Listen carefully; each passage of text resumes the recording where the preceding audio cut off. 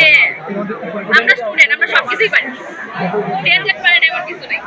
আসসালামু আলাইকুম, আমি আবুল কালাম আজাদ, নেত্রকোনা সরকারি কলেজ ছাত্রদলের সদস্য সচিব। আপনারা জানেন বিগত 17টি বছর ফ্যাসিস্ট খুনি হাসিনার দমন নিপীড়নে মানুষ অতিষ্ঠ হয়ে গিয়েছিল। পরিশেষে বৈষম্য বিরোধী ছাত্র জনতার ঐক্যবদ্ধ আন্দোলন সংগ্রামে ফ্যাসিস্ট হাসিনা বাংলাদেশ থেকে পালিয়ে যেতে বাধ্য হয়েছে। পরবর্তী সময়ে একটি অন্তর্বর্তী সরকার বাংলাদেশে বিরাজমান রয়েছে। এই অন্তর্বর্তী সরকার তরুণদেরকে প্রাধান্য দিচ্ছে, এতে আমরা স্বাগত জানাই। তরুণদেরকে প্রাধান্য দিয়ে তারা দেশব্যাপী তারুণ্যের উৎসব নামে একটি উৎসব করে যাচ্ছে, যেটা প্রত্যেকটি স্কুল, কলেজ, বিশ্ববিদ্যালয়ে হচ্ছে। আমরা এর ধারাবাহিকতায় নেত্রকোনা সরকারি কলেজে 1 ফেব্রুয়ারি এবং 2 ফেব্রুয়ারি 2 দিনব্যাপী আমাদের এই তারুণ্যের উৎসব চলবে। আজকে কিছুক্ষণ আগে আমাদের তারুণ্যের উৎসব উদ্বোধন হয়েছে। ধন্যবাদ।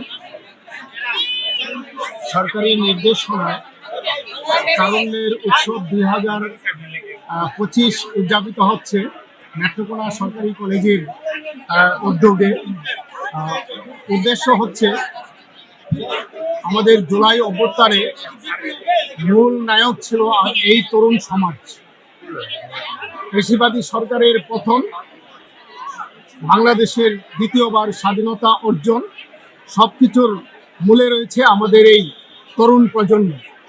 এই তরুণ প্রজন্মের সৃজনশীলতার বিকাশ এবং তাদের কাছে নতুন বাংলাদেশ গড়ার প্রত্যয়, তাদের যে স্বপ্ন সবার সামনে তুলে ধরার জন্য আমাদের এই আয়োজন। আমাদের এই তারুণ্যের উৎসব অনুষ্ঠানে এত সারা জাগবে এবং নেত্রকোনার সাধারণ মানুষ থেকে শুরু করে ছাত্রছাত্রীরা যেভাবে এই অনুষ্ঠানটি উপভোগ করছে, আমি আসলে আবেগ আপ্লুত হয়ে যাচ্ছি যে নেত্রকোনা কলেজের ইতিহাসে আমরা এমন একটি সারা জাগানো অনুষ্ঠান, তারুণ্যের উৎসব অতীতে করতে পারিনি।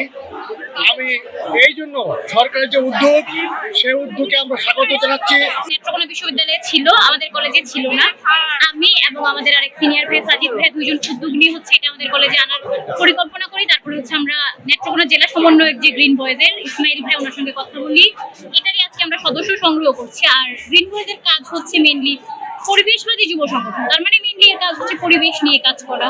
বৃক্ষ নিধন করছে অনেকেই, বৃক্ষগুলো নিয়ে কাজ করা যেন এগুলো না করে, বা অনেক ধরনের স্থাপনা তৈরি করছে পরিবেশের বিপর্যয়, সেগুলো নিয়ে কাজ করা। মেইনলি গ্রিন বয়েজের কাজ এগুলো। এছাড়া গ্রিন বয়েজের আরো 16টি অঙ্গ সংগঠন আছে। নারী নিয়ে কাজ করে একটা সংগঠন, তারপরে মহিলা খেলোয়াড় নিয়ে কাজ করে একটা সংগঠন হচ্ছে শীত বস্ত্র বিতরণ নিয়ে কাজ করে। এরকম গ্রিন বয়েজের অঙ্গ সংগঠনগুলো এক একটা এক রকমের কাজ করে।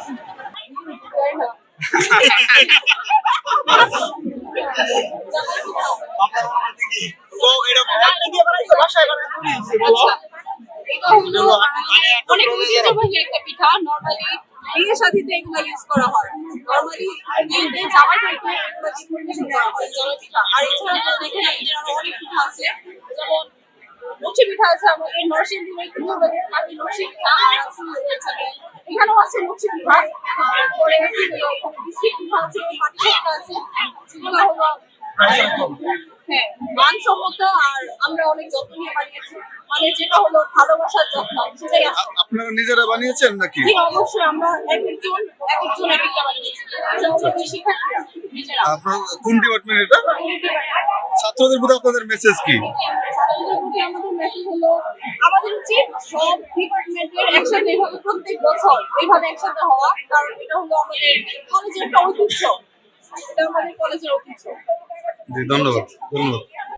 জামাই পিঠা, গাজরের নাড়ু, হালুয়া, তারপরে হচ্ছে লক্ষ্মী পিঠা, পাটিসাপটা, আবেগ পিঠা, চিনি পিঠা, তারপরে হচ্ছে মিষ্টি পিঠা, সেমাই, পাটিসাপটা, পোয়া পিঠা, এরকম আরো অনেক রকমের পিঠা আছে। এটা আসলে আমার খুবই ভালো লাগছে যে এই তারুণ্যের উৎসবে যে স্বতঃস্ফূর্তভাবে ছাত্রছাত্রী এইভাবে অংশগ্রহণ করবে, এটা আমি কল্পনাও করি না। ইতিপূর্বে অনেক প্রোগ্রাম আমরা করছি, কিন্তু কোনো প্রোগ্রামে এই স্বতঃস্ফূর্তভাবে ছাত্রছাত্রীর অংশগ্রহণ ছিল না। আমাদের নেত্রকোনা সরকারি কলেজ থেকে আয়োজিত তারুণ্যের উৎসব 2025, এখানে আমি হচ্ছে আমাদের স্টল হচ্ছে রাষ্ট্রবিজ্ঞান ডিপার্টমেন্ট থেকে, এবং আমাদের এই স্টলের নাম দেওয়া হয়েছে পৃষ্ঠক প্রসঙ্গ। আমাদের এখানে টোটাল হচ্ছে 17টা পিঠার আয়োজন করা হয়েছে আর কি।